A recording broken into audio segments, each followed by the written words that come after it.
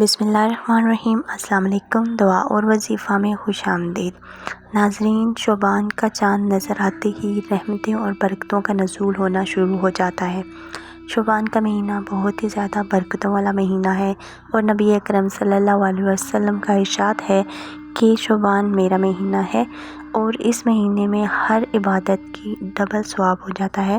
ہر عبادت جو آپ کرتے ہیں اس کو 2 گنا کر کے ثواب عطا کیا جاتا ہے۔ اس مہینے میں زیادہ سے زیادہ برکت نازل ہوتی ہے اور عبادت کرنی چاہیے اور اللہ تعالیٰ سے اس کی جزا حاصل کرنی چاہیے۔